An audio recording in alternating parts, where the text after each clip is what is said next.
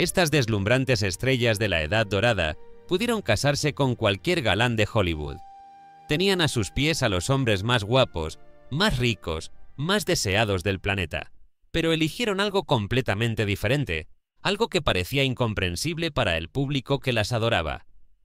Hoy vamos a descubrir las razones ocultas detrás de matrimonios que escandalizaron al mundo. ¿Por qué Lauren Bacall, una joven de apenas 19 años, se casó con un hombre que podría ser su padre? ¿Por qué Marilyn Monroe, el símbolo sexual más grande de la historia, eligió un intelectual desgarbado en lugar de atletas y galanes? Y la razón número 8 es absolutamente brillante. Grace Kelly ejecutó el contrato de escape más inteligente jamás visto en Hollywood, usando su matrimonio como una llave maestra para abrir las puertas de una prisión corporativa. Pero esto no es una historia de amor, es una historia de supervivencia, porque en el Hollywood de la Edad Dorada, el amor era un lujo que pocas podían permitirse. Lo que necesitaban era algo mucho más valioso: poder, protección y libertad.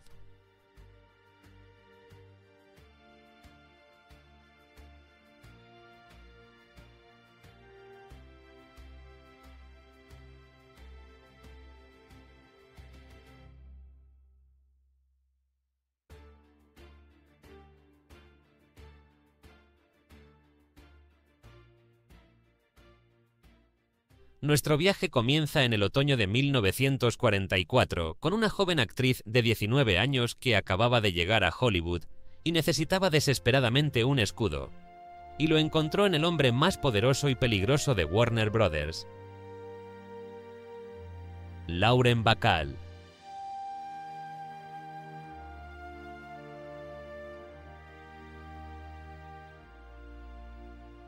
En el otoño de 1944, una modelo de 19 años llamada Betty Joan Perske caminó por primera vez hacia un set de filmación en Warner Brothers. Acababa de cambiar su nombre a Lauren Bacall. El estudio la había descubierto por su fotografía en la portada de Harper's Bazaar. Era alta, elegante, con una mirada que la cámara adoraba. Tenía todo el potencial para convertirse en una estrella masiva. También tenía todo el potencial para ser completamente destruida por el sistema. Frente a ella, en ese set de tener y no tener, estaba Humphrey Bogart. Bogart tenía 45 años, ella tenía 19. Él era bajo, envejecido, con un rostro arrugado por décadas de alcohol y cigarrillos. Estaba casado con una actriz alcohólica y violenta llamada Mayo Method. Su matrimonio era una guerra pública de gritos, platos rotos y escándalos nocturnos. Físicamente, Bogart estaba a años luz del ideal de galán de Hollywood. No era Tyrone Power con su belleza clásica, no era Cary Grant con su elegancia británica. Era un hombre de mediana edad, cansado, cínico, con una reputación de ser difícil, temperamental y profundamente alcohólico. Pero Lauren Bacall no estaba buscando un príncipe azul, estaba buscando un rey, un hombre cuyo poder profesional trascendiera cualquier imperfección física. Y Bogart era exactamente eso. El Hollywood de los años 40 era absolutamente depredador con las actrices jóvenes y sin protección. Warner Brothers, como todos los grandes estudios, operaba bajo un sistema de contratos que eran básicamente esclavitud corporativa. Cuando firmabas con un estudio, ellos controlaban absolutamente todo durante 7 años. ¿Qué películas hacías? ¿Qué ropa usabas en público? ¿Con quién salías? ¿Qué decías a la prensa? Si te negabas a hacer una película, el estudio podía suspender tu salario y añadir tiempo adicional a tu contrato. Y lo peor de todo, los ejecutivos del estudio, hombres poderosos con control total sobre tu carrera, frecuentemente exigían favores a cambio de mejores roles. Bacall llegó a este sistema con una belleza extraordinaria y un talento innegable, pero también con una vulnerabilidad extrema. Era una chica de 19 años de Nueva York, sin familia en California, sin conexiones poderosas, sin nadie que la protegiera. Era exactamente el tipo de actriz que el sistema devoraba y escupía en cuestión de años. Bogart le ofreció algo que ningún joven galán guapo podría jamás darle: protección absoluta e inmediata. Su simple presencia al lado de Bacall comunicaba un mensaje claro a todos en Warner Brothers: ella está conmigo, es intocable. Ningún ejecutivo del estudio se atrevía a intimidar acosar o amenazar a la novia de Humphrey Bogart. Su reputación como rebelde legendario, como la única estrella que podía desafiar a Jack Warner y salirse con la suya, se convirtió en el escudo personal de Bacall. Ella heredó instantáneamente ese aura de protección. Pero había más. Al casarse con Bogart en 1945, Bacall dejó de ser simplemente la chica bonita nueva para convertirse en la señora Bogart. Esa transformación le dio una legitimidad artística que le habría tomado una década conseguir de otra manera. Ya no era solo otra aspirante a estrella, era la compañera de la estrella masculina más respetada de Warner Brothers. Eso cambiaba completamente cómo la prensa, los productores y el público la percibían.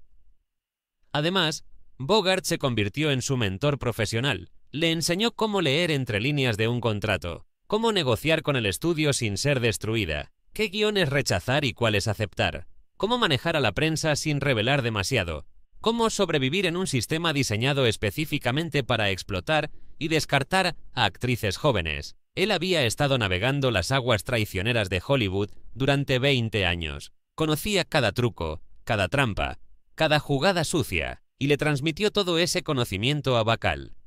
Su unión también creó algo más poderoso que cualquier carrera individual. Una marca unificada, Bogey y Bacall, se convirtió en un fenómeno cultural que trascendía a ambos actores por separado. Aparecían juntos en portadas de revistas, asistían juntos a eventos, protagonizaban películas juntos. Su química en pantalla en El sueño eterno y Cayo largo era eléctrica precisamente porque la relación real fuera de cámaras era genuina, y esa marca unificada le dio a Bacall un poder de negociación que jamás habría tenido sola. Cualquier ataque profesional o personal contra ella era inmediatamente interpretado como un ataque contra Bogart, y atacar a Bogart era algo que muy pocos en Hollywood se atrevían a hacer. Su matrimonio duró 12 años, hasta la muerte de Bogart por cáncer de esófago en 1957. Durante esos 12 años, Bacall construyó una carrera sólida, se convirtió en una estrella respetada y, lo más importante, sobrevivió intacta a un sistema que destruía rutinariamente a mujeres jóvenes. Cuando Bogart murió, ella tenía 32 años y una base profesional lo suficientemente fuerte para sostener una carrera de 5 décadas más. Años después, Bacall fue completamente honesta sobre su decisión. «No me casé con un hombre guapo», dijo en entrevistas. «Me casé con el hombre que me salvó de convertirme en otra actriz descartable de Hollywood. Su elección no fue romántica, fue estratégica y funcionó perfectamente». Jean Harlow.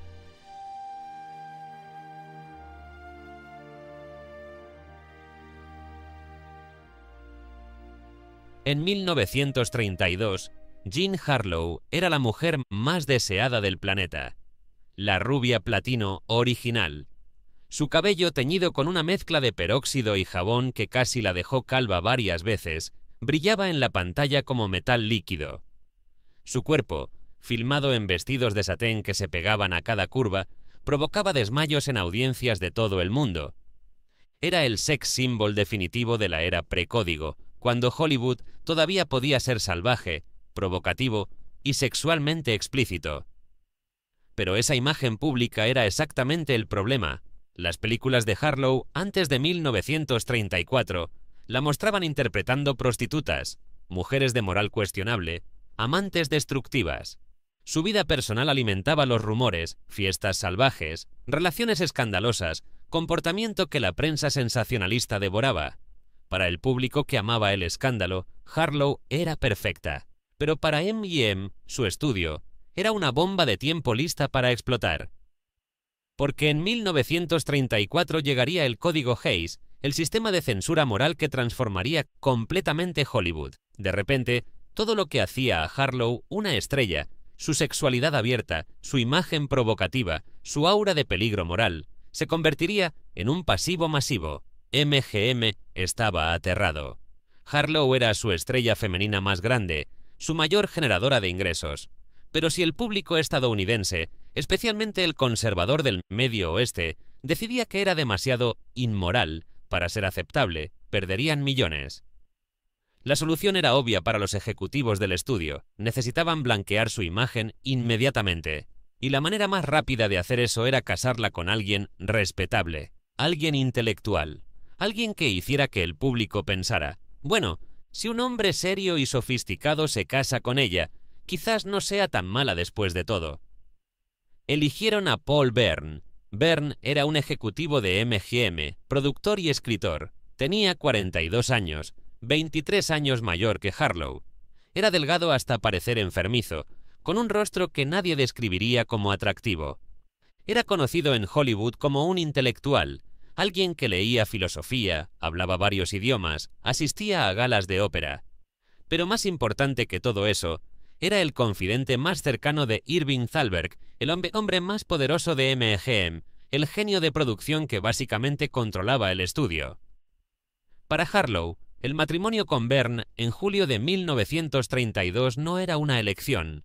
Era una orden directa del estudio disfrazada de sugerencia. Le explicaron claramente: o te casas con Bern y limpias tu imagen, o tu carrera terminará en 2 años cuando el código Hays entre en efecto.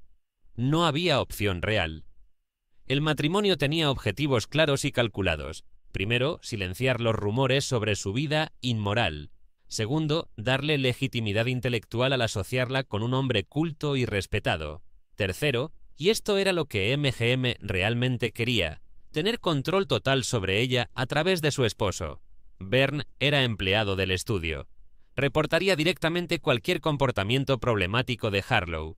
Era básicamente un espía corporativo implantado en su matrimonio. La boda fue un evento público masivo. La prensa la cubrió como un cuento de hadas, la belleza superficial finalmente asentándose con un hombre de sustancia. El público compró la narrativa. MGM respiró aliviado. Todo parecía estar funcionando según el plan. Entonces, 2 meses después, el 5 de septiembre de 1932, Paul Bern apareció muerto en el baño de la mansión que compartía con Harlow. Suicidio con un arma de fuego. Había una nota. Lo que siguió fue uno de los encubrimientos más rápidos y brutales en la historia de Hollywood, porque la verdad detrás de la muerte de Bern era absolutamente devastadora. Bern tenía problemas psicológicos severos que nadie, ni siquiera Harlow, conocía completamente antes del matrimonio. No había podido consumar el matrimonio. La nota que dejó contenía detalles humillantes y específicos sobre su incapacidad sexual y su vergüenza insoportable. Si esa información se hacía pública, destruiría no solo la carrera de Harlow, sino potencialmente todo el sistema de estudios que dependía de mantener ilusiones de perfección. MGM actuó con una velocidad y eficiencia aterradora. Louis B. Mayer personalmente tomó control de la escena del crimen antes de que la policía llegara. La nota de Bern fue leída, copiada, y luego su contenido fue suprimido. Los ejecutivos del estudio fabricaron una narrativa alternativa. Bern se había suicidado por estrés profesional, nada que ver con el matrimonio. Sobornaron a los detectives asignados al caso. Controlaron cada palabra que la prensa publicaba. Escondieron a Harlow en una propiedad remota del estudio para evitar que fuera interrogada por la policía. Crearon declaraciones públicas de testigos que nunca existieron. Básicamente, reescribieron la realidad. El escándalo fue inmenso de todas formas. Había demasiados rumores, demasiadas preguntas sin responder, demasiado obvio que algo horrible había ocurrido. La carrera de Harlow casi se destruye. Solo sobrevivió porque el poder de la maquinaria de MGM era absolutamente total. Gastaron fortunas en relaciones públicas, amenazaron a periodistas, compraron silencio donde fuera necesario. Lentamente, dolorosamente, reconstruyeron la imagen de Harlow como una víctima inocente de una tragedia inexplicable. Pero Harlow jamás se recuperó emocionalmente. Había elegido un matrimonio por respetabilidad, por orden del estudio, y había recibido la peor pesadilla imaginable. 5 años después, en 1937, murió de insuficiencia renal a los 26 años. Su madre, una fanática religiosa de la ciencia cristiana, había rechazado tratamiento médico hasta que fue demasiado tarde. Algunos biógrafos sugieren que Harlow, emocionalmente rota desde la muerte de Bern, simplemente dejó de luchar por vivir. Su historia es la más oscura de todas estas decisiones matrimoniales, porque no fue su decisión, fue una orden corporativa que terminó en tragedia. Bette Davis.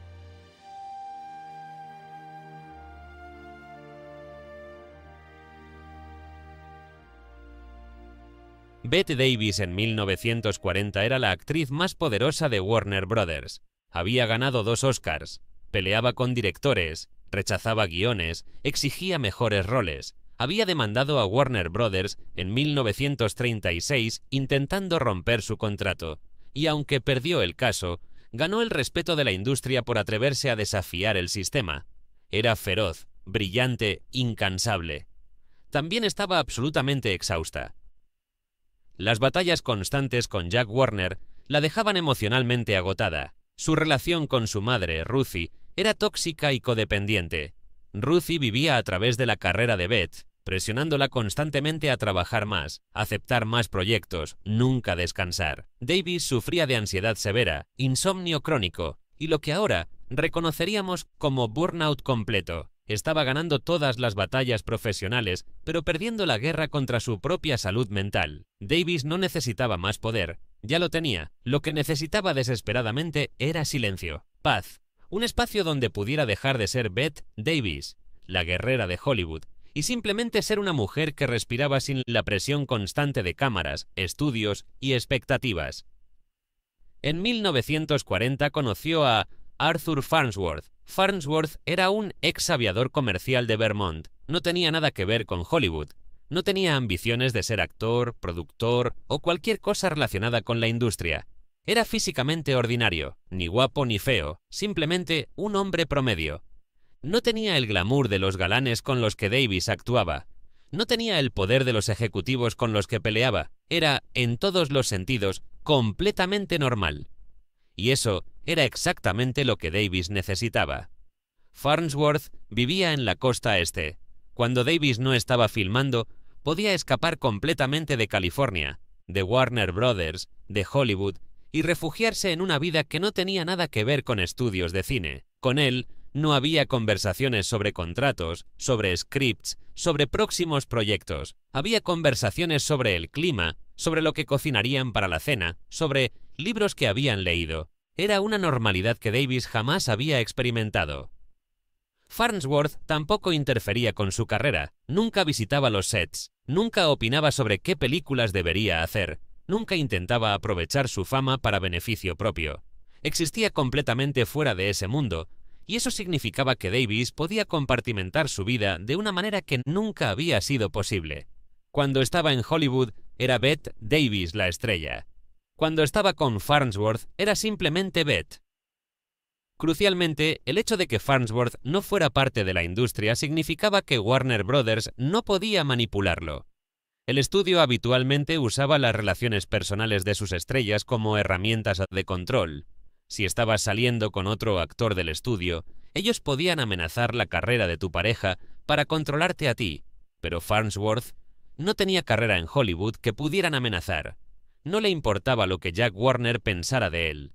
Era inmune al poder del estudio.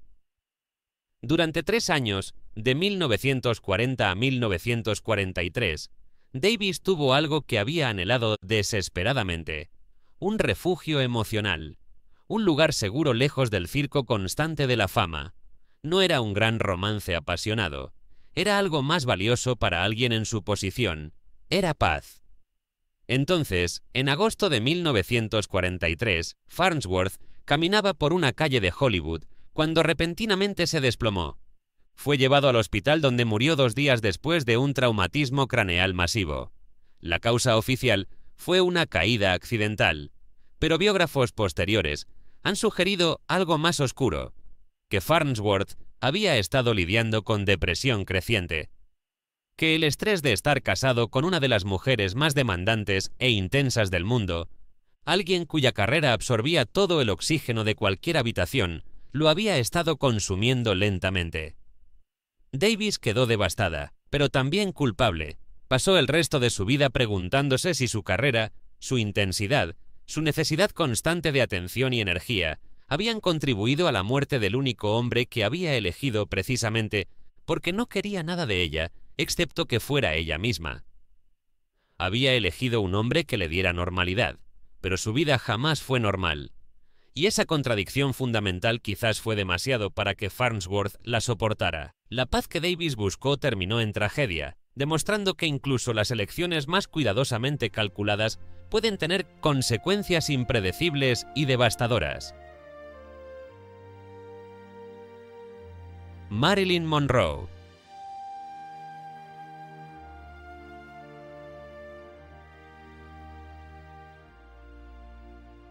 En 1954, Marilyn Monroe era la mujer más famosa del planeta. Su rostro estaba en cada revista. Sus películas generaban millones, los hombres la deseaban, las mujeres querían ser como ella. Era el símbolo sexual definitivo de su generación. También era la mujer más profundamente despreciada por la industria que la había creado. Los ejecutivos de Fox la trataban como un objeto sin cerebro. Darryl Zanuck, el jefe del estudio, abiertamente se refería a ella como esa tonta rubia en reuniones. Los directores le daban indicaciones como si fuera una niña pequeña. La prensa la ridiculizaba constantemente, publicando entrevistas donde inventaban respuestas estúpidas que ella supuestamente había dado. El público la adoraba como fantasía sexual, pero la despreciaba como persona. Nadie, absolutamente nadie en Hollywood, la tomaba en serio como ser humano inteligente. Y Marilyn Monroe estaba desesperada por demostrar que tenía un cerebro. Acababa de divorciarse de Joe DiMaggio en octubre de 1954. DiMaggio era el héroe de béisbol americano, guapo, atlético, famoso. En papel era el esposo perfecto. En realidad, era un hombre profundamente conservador que odiaba la carrera de Monroe, que se enfurecía cada vez que otros hombres la miraban, que quería que renunciara a actuar y se convirtiera en ama de casa tradicional. El matrimonio duró 9 meses. Fue un desastre.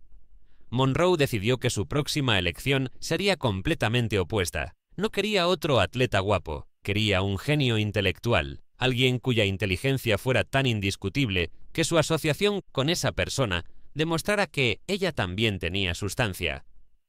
Lo encontró en Arthur Miller. Miller era el dramaturgo más respetado de Estados Unidos. Había ganado el premio Pulitzer por Muerte de un vendedor en 1949. Era considerado uno de los intelectuales más importantes del país. Escribía sobre temas profundos, el sueño americano, la corrupción moral, la responsabilidad social. Era la antítesis absoluta del mundo superficial de Hollywood.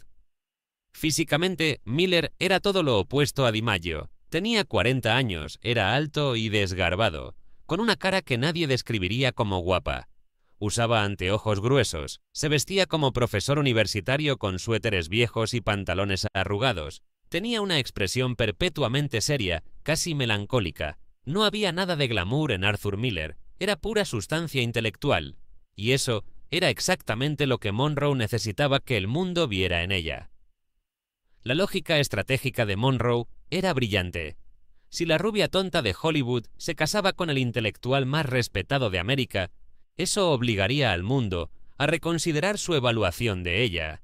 Si un hombre como Arthur Miller, que podía estar con cualquier mujer inteligente de Nueva York, elegía a Marilyn Monroe, entonces claramente había algo más en ella que solo un cuerpo bonito. El matrimonio en junio de 1956 causó exactamente la reacción que Monroe esperaba.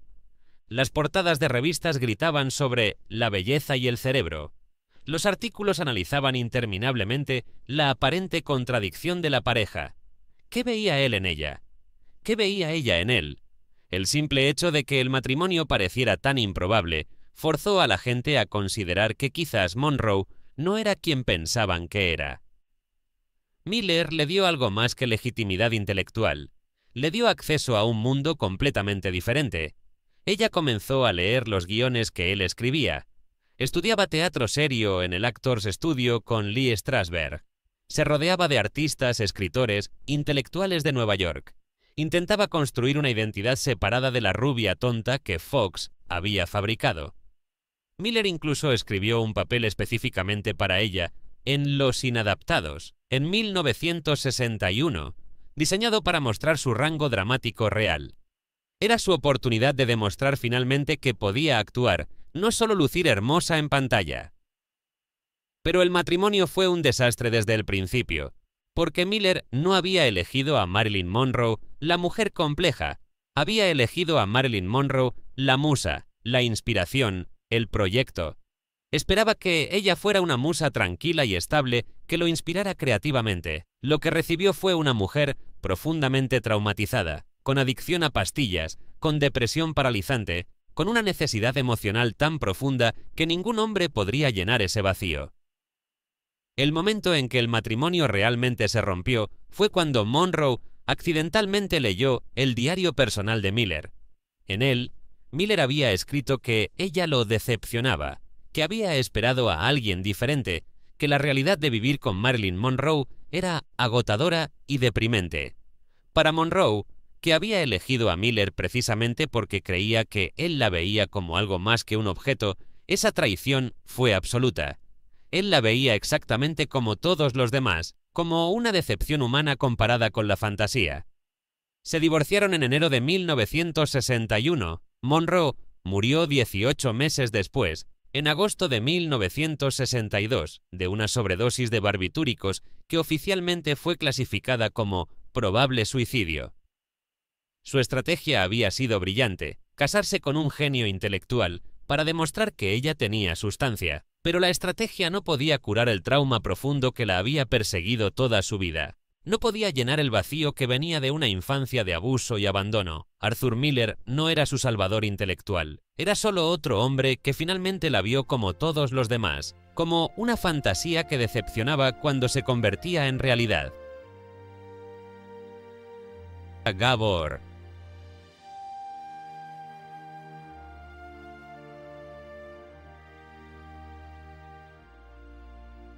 Sea Gabor entendió algo que muchas otras actrices de su generación nunca comprendieron.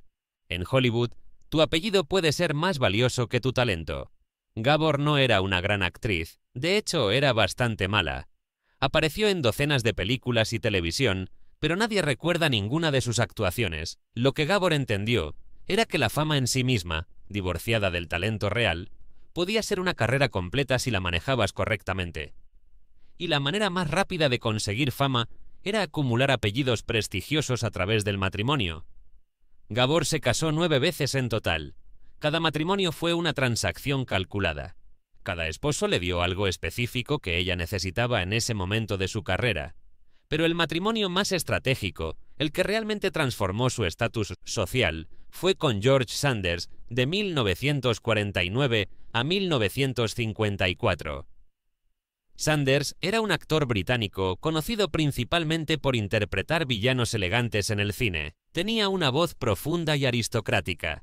Era cínico, inteligente, bien educado. En pantalla, exudaba una sofisticación europea de clase alta. Fuera de pantalla, era conocido por su frialdad emocional casi sociopática. No era físicamente guapo en el sentido clásico. Era más bien visualmente interesante. Rostro angular, mirada fría, presencia imponente. Pero lo que Sanders poseía en abundancia era algo que el dinero no podía comprar: pedigrí social auténtico. Sagabafor era una inmigrante húngara. Había llegado a Estados Unidos con sus hermanas Eva y Magda con sueños de fama. Tenía belleza, tenía ambición, tenía carisma. Lo que no tenía era sofisticación de clase alta. Cuando hablaba, su acento húngaro grueso la marcaba como otra chica extranjera. Cuando asistía a eventos sociales, no sabía cómo comportarse en círculos de élite. Necesitaba educación en cómo ser una socialité de alto nivel. George Sanders fue ese educador. El matrimonio fue esencialmente un curso intensivo de 5 años en cómo operar en la alta sociedad. Sanders le enseñó cómo usar joyas apropiadamente, cómo hablar sobre arte sin sonar falsa, cómo moverse en galas y eventos con la confianza de alguien nacido en ese mundo. Le presentó a círculos sociales europeos y americanos de élite, donde nunca habría tenido acceso por su cuenta. Su apellido, Sanders, le dio una legitimidad instantánea que Gabor nunca podría proporcionar. Pero el valor de Sanders iba más allá de la educación social. Su asociación con las hermanas Gabor, que se habían convertido en un fenómeno cultural como trío, le dio a Sanders una visibilidad renovada en un momento en que su carrera se estaba estancando. Para él también fue una transacción. Ella recibió clase. Él recibió atención mediática. Cuando se divorciaron en 1954, Sa había completado su transformación. Ya no era actriz, era celebridad profesional. Pasó las siguientes 5 décadas apareciendo en televisión no porque pudiera actuar, sino porque era Sa Gabor, la mujer glamorosa con el acento divertido y las historias escandalosas sobre sus muchos maridos.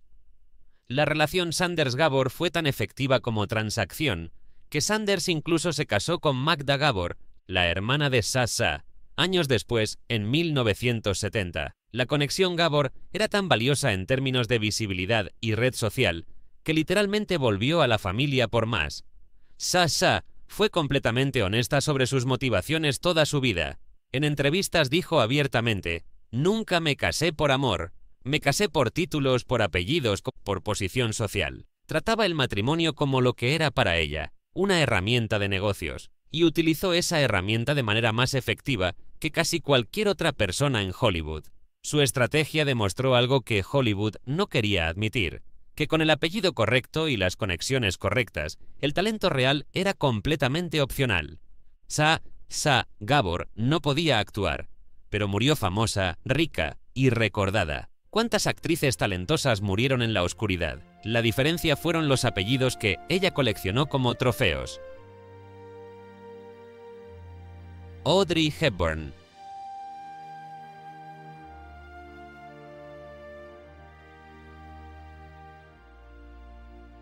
Cuando Audrey Hepburn ganó el Oscar por Vacaciones en Roma en abril de 1954, tenía 24 años y acababa de convertirse en el fenómeno más grande de Hollywood.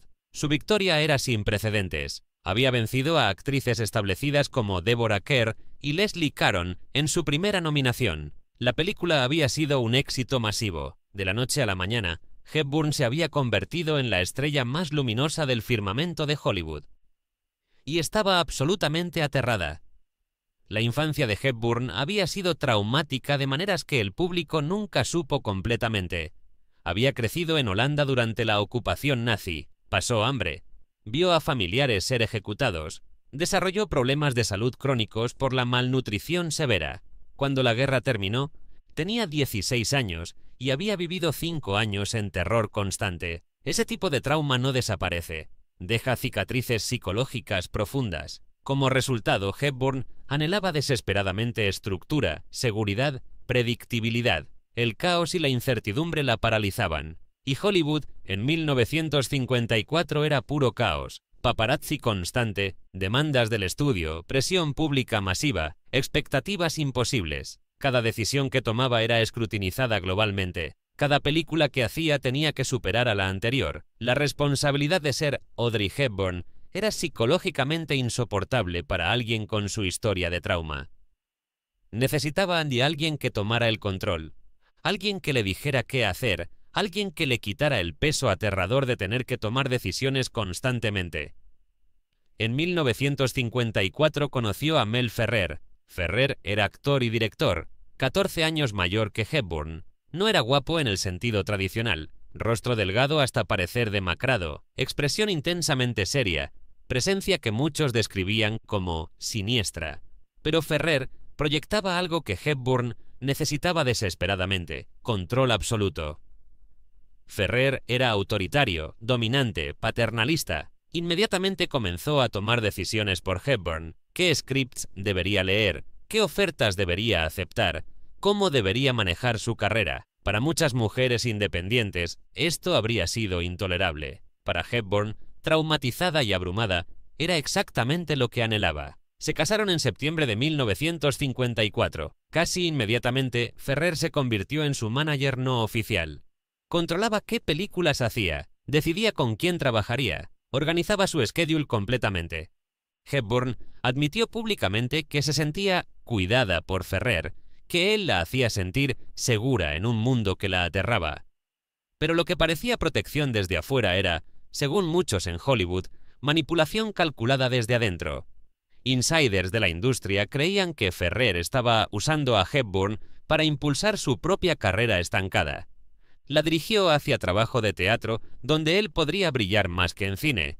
La convenció de rechazar películas comerciales masivas para hacer proyectos artísticos más pequeños que le daban a él más control creativo. Controló sus finanzas completamente, manejando cada aspecto de su dinero. Más problemático, Ferrer la aisló. Amigos de Hepburn de antes del matrimonio encontraban cada vez más difícil contactarla. Ferrer estaba siempre presente, siempre mediando, siempre controlando el acceso. Era como si hubiera construido una prisión muy educada y sofisticada alrededor de ella, con él mismo como único guardián. El matrimonio duró 14 años, de 1954 a 1968. Cuando finalmente se divorciaron, Hepburn admitió a amigos cercanos que había entregado demasiado de sí misma, que había confundido control con cuidado, que en su desesperación por tener estructura y seguridad, había cedido su autonomía completamente. Su segundo matrimonio, con el psiquiatra italiano Andrea Dotti, en 1969, fue completamente diferente, menos control, más igualdad, pero también terminó en divorcio. La lección que Hepburn aprendió dolorosamente era que no puedes tercerizar la responsabilidad de tu propia vida, sin importar cuán aterrador sea tomarla. Hepburn había elegido un matrimonio controlador porque necesitaba sentirse segura, pero seguridad a cambio de autonomía es solo otra forma de prisión, y eventualmente incluso las prisiones más elegantes se vuelven intolerables. Veronica Lake.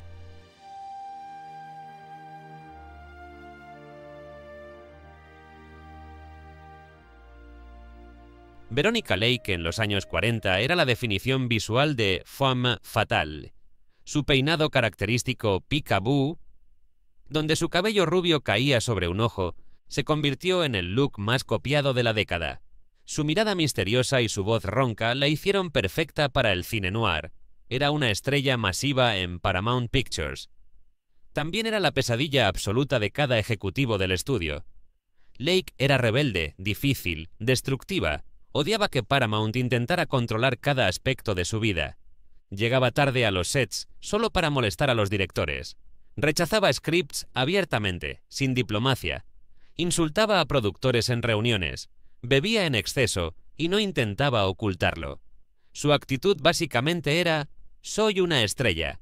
Ustedes necesitan más de lo que yo los necesito. Váyanse al diablo.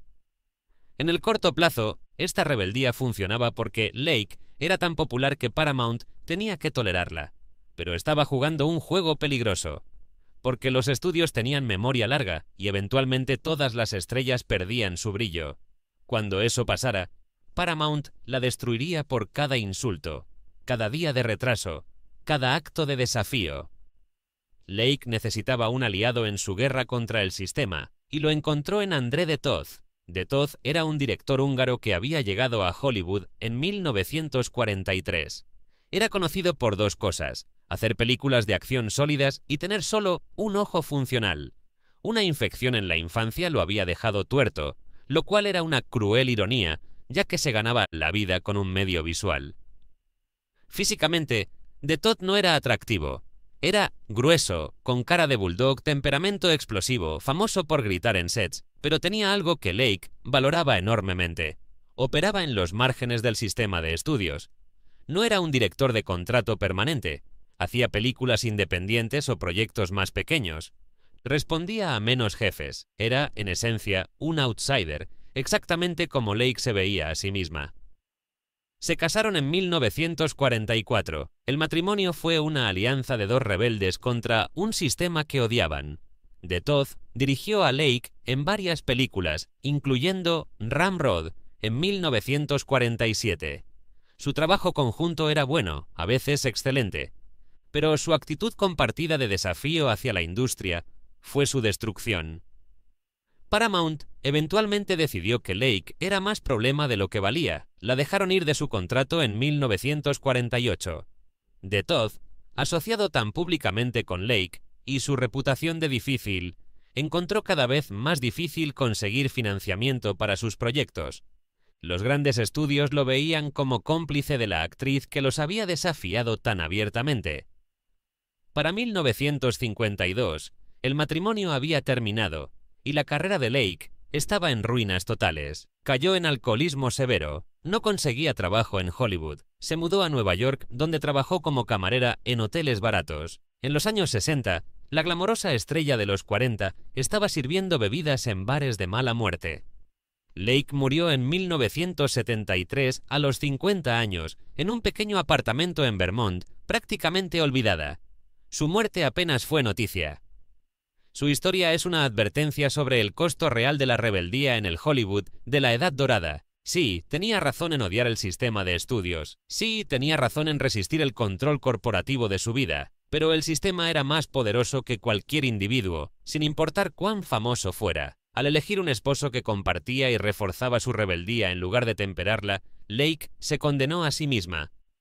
La lección amarga que su vida enseña es que a veces la supervivencia requiere compromiso.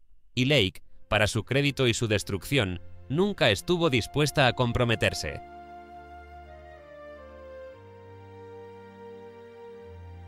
Grace Kelly.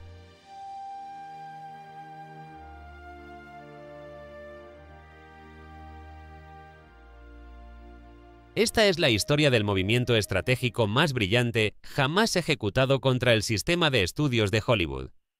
Es la historia de cómo una actriz de 26 años utilizó el matrimonio no como un acto de amor, sino como un instrumento legal de escape.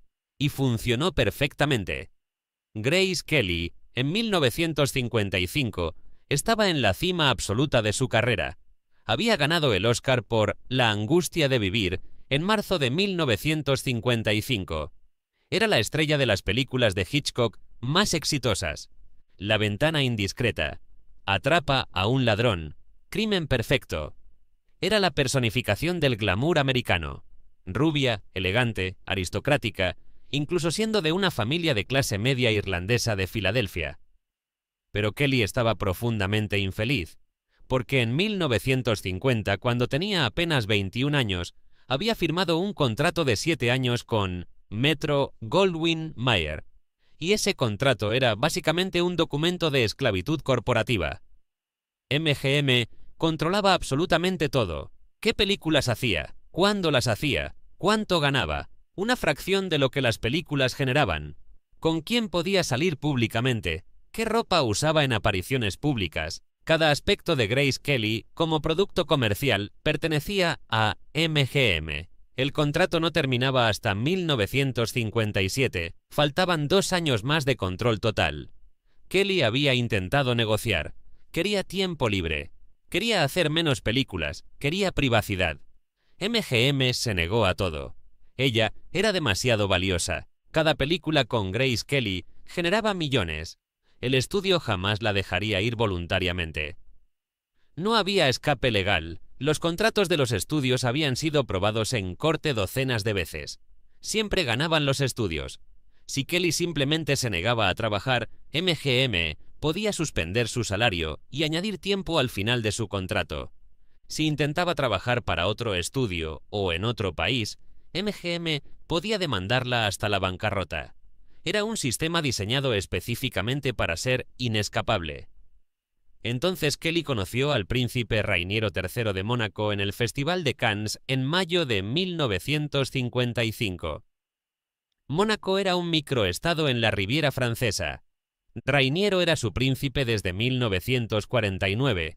El principado era pequeño, poco importante geopolíticamente, pero era soberanía real. Rainiero era un monarca, aunque de un país del tamaño de un vecindario de Los Ángeles. Físicamente, Rainiero no era impresionante, era bajo, apenas más alto que Kelly. Estaba perdiendo el cabello. Tenía 32 años, pero parecía mayor. No había nada de galán de Hollywood en él. Era simplemente un hombre europeo de clase alta con un título real. Pero ese título era exactamente lo que Kelly necesitaba, porque vio inmediatamente algo que MGM no podía haber anticipado. Si se casaba con un monarca, su nuevo estatus supersedía cualquier contrato corporativo. Princesa actriz, realeza empleada de estudio. MGM no tenía jurisdicción sobre la realeza europea. No podían obligar a una princesa a cumplir un contrato de actriz. Era como si el contrato simplemente dejara de aplicarse en el momento en que ella se convertía en parte de una familia real. Kelly comenzó un cortejo cuidadosamente orquestado con Rainiero. En diciembre de 1955, solo 7 meses después de conocerlo, anunció su compromiso.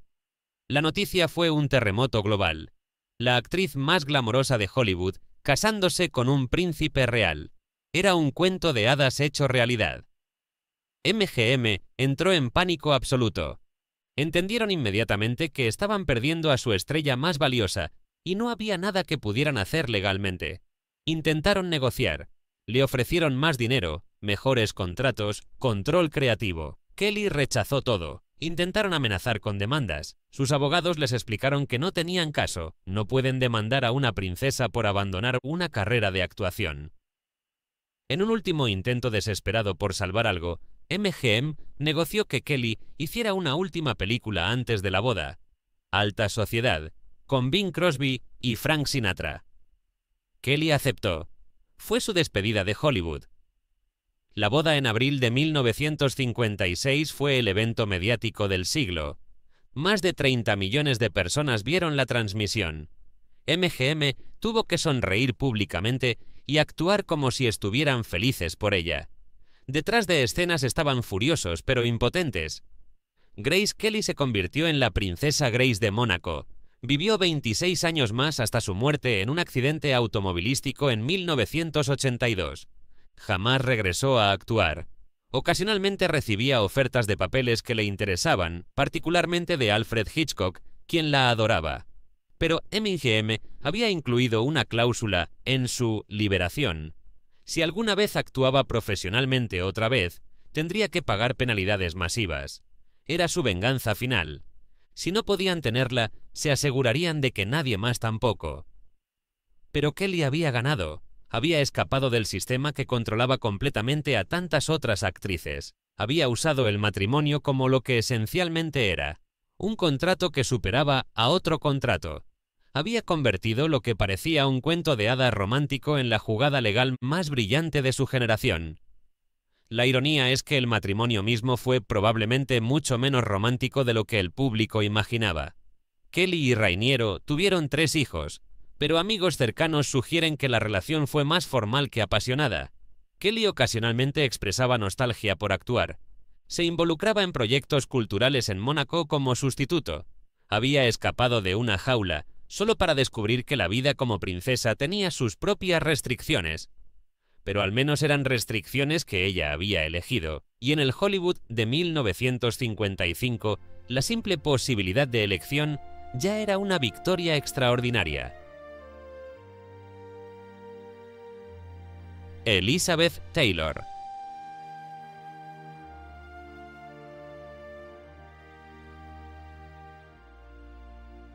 Elizabeth Taylor fue estrella infantil en M&M. A los 12 años protagonizó Lassie Come Home. A los 12 años ya estaba atrapada en un contrato de estudio que controlaría los siguientes 14 años de su vida. Creció literalmente en el set, siendo moldeada, dirigida, controlada por MGM.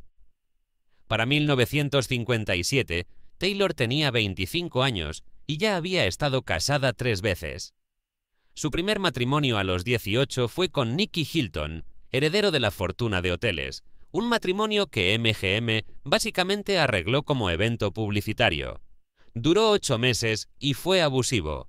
Su segundo matrimonio fue con el actor británico Michael Wilding, 20 años mayor, un matrimonio de conveniencia para ambos. Su tercer matrimonio fue con el productor Mike Todd. Mike Todd fue diferente. Todd era un productor de Broadway y cine que había hecho fortuna con películas como La Vuelta al Mundo en 80 días.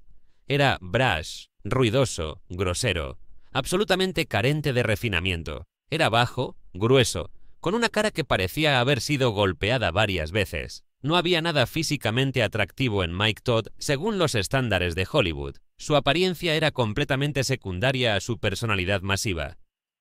Porque Todd era un huracán humano, llenaba cualquier habitación donde entraba. Hablaba más fuerte que todos, gastaba dinero como si fuera infinito. vivía con una intensidad y un caos que eran casi violentos en su energía. Y Elizabeth Taylor, después de años de ser controlada meticulosamente por MGM, estaba desesperada por caos, por algo que no estuviera calculado, administrado, aprobado por ejecutivos de estudio. Se casaron en febrero de 1957. El matrimonio fue exactamente lo opuesto de todo lo que MGM quería para ella. Todd no le preguntaba permiso a nadie. Llevaba a Taylor en viajes espontáneos alrededor del mundo. Gastaban fortunas en fiestas. Vivían como realeza independiente que no respondía a ningún estudio, ningún ejecutivo, ninguna corporación. MGM estaba horrorizado. Intentaron controlar la situación. Todd famosamente les dijo: «Ella trabaja para mí ahora. Si quieren usarla, negocien conmigo». Era exactamente el tipo de desafío directo que ninguna otra pareja de Taylor había tenido el poder o la voluntad de hacer. Por primera vez en su vida adulta, Taylor experimentó libertad real. Todd la trataba como mujer, no como producto del estudio. La incluía en decisiones de negocios, respetaba sus opiniones, no la veía como trofeo, sino como socia. El matrimonio duró solo 13 meses. En marzo de 1958, el avión privado de Todd se estrelló en Nuevo México durante una tormenta. Murió instantáneamente junto con todos los pasajeros. Taylor estaba devastada. Pasó los siguientes 50 años diciendo que Todd había sido el único hombre que realmente amó.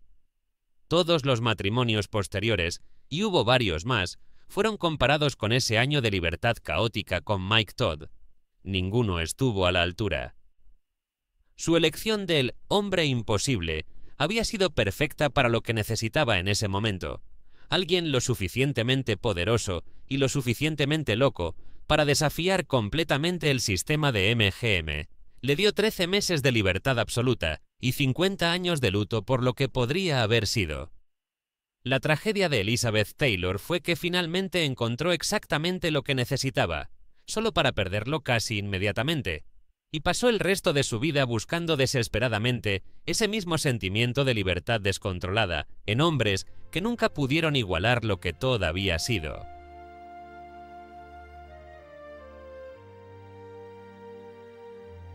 Rita Hayworth.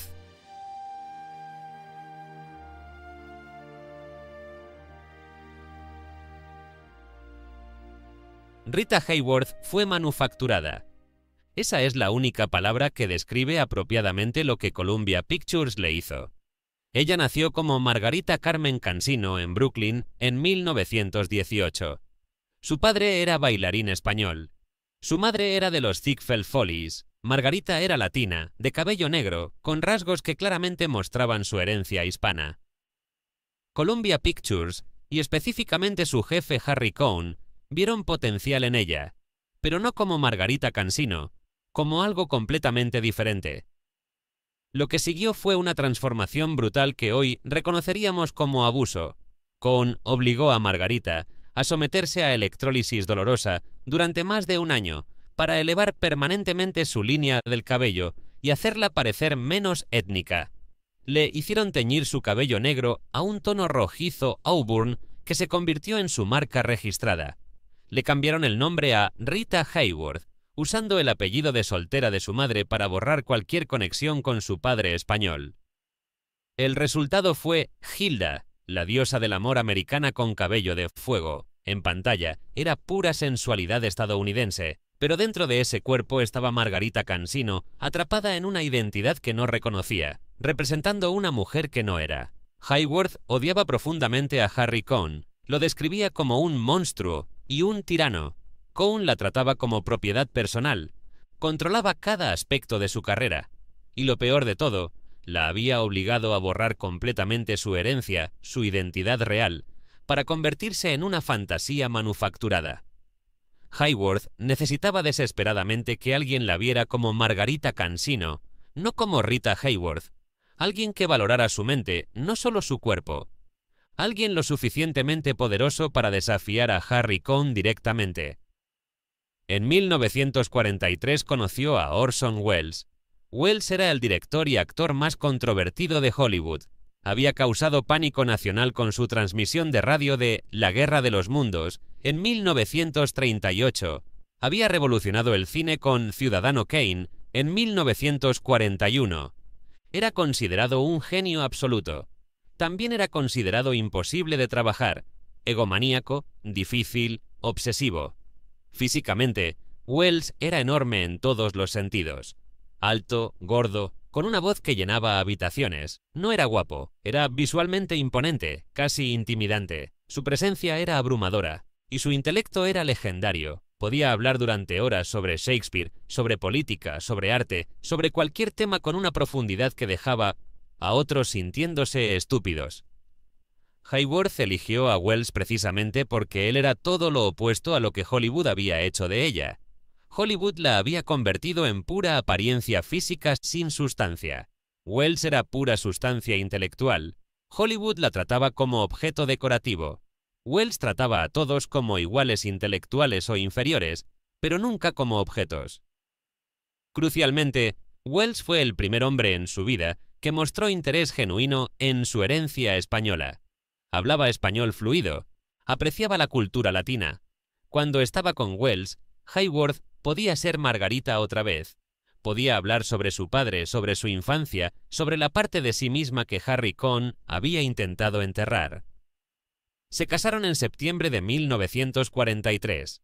Durante los primeros meses, Hayworth experimentó algo que nunca había sentido: ser valorada por su mente. Wells la incluía en conversaciones intelectuales, le pedía opiniones sobre sus proyectos, la trataba como persona de sustancia, no como imagen vacía. Wells también fue uno de los pocos hombres en Hollywood con suficiente poder y reputación para desafiar a Harry Cohn directamente. Cuando Cohn intentaba controlar qué hacía Hayworth, Wells simplemente lo ignoraba. Cohn estaba acostumbrado a aterrorizar a todos en Columbia. Wells no tenía miedo de él. Esa protección fue invaluable para Hayworth. Wells intentó dirigirla en roles más complejos que demostraran su rango dramático. La puso en La Dama de Shanghái en 1947, donde la transformó visualmente.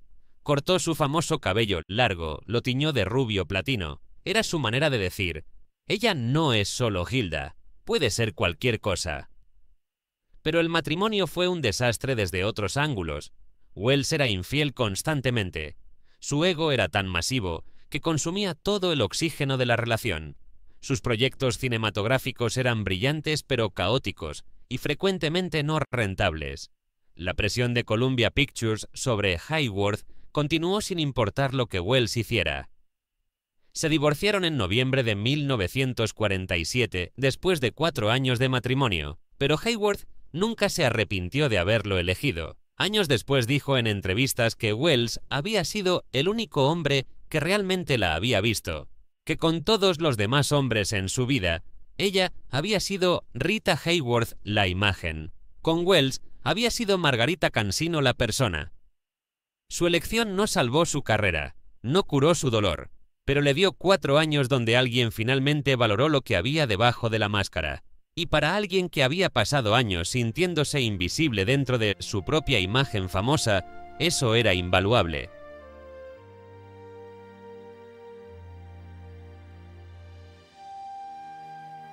Hemos viajado a través de 10 historias de 10 mujeres brillantes que tomaron decisiones que el mundo no entendió. Decisiones que parecían incomprensibles. ¿Por qué una joven de 19 años elegiría a un hombre de 45? ¿Por qué la mujer más bella del mundo elegiría a un hombre que no era guapo?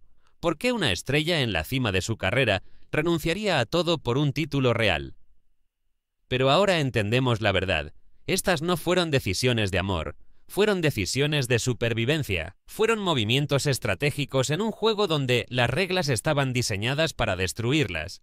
Fueron apuestas calculadas en un sistema que las trataba como propiedad, no como personas. Lauren Bacall eligió poder sobre juventud, y esa elección la protegió durante décadas. Funcionó perfectamente. Jean Harlow eligió respetabilidad bajo órdenes del estudio, y esa elección terminó en tragedia absoluta. Falló catastróficamente. Bette Davis eligió paz sobre poder, y encontró brevemente el refugio que necesitaba antes de perderlo. Fue agridulce. Marilyn Monroe eligió intelecto esperando que curara su trauma, pero ninguna cantidad de brillantez académica podía sanar heridas tan profundas. Falló. Sacha Gabor eligió apellidos y estatus social como herramientas de negocios y construyó un imperio de celebridad que duró 6 décadas. Funcionó brillantemente. Audrey Hepburn eligió control y estructura, pero confundió protección con prisión. Falló. Veronica Lake eligió rebeldía y pagó el precio máximo, la destrucción total de su carrera y su vida. Falló trágicamente. Grace Kelly ejecutó la jugada maestra. Usó el matrimonio como instrumento legal para escapar de un contrato que, de otra manera, habría sido inescapable. Fue absolutamente genial. Elizabeth Taylor eligió caos liberador y encontró un año de felicidad perfecta antes de perderlo todo en un accidente de avión. Fue agridulce de la manera más dolorosa. Y Rita Hayworth eligió ser vista como persona real en lugar de imagen manufacturada, y por 4 años alguien finalmente la vio. Funcionó parcialmente, lo cual era más de lo que había tenido antes.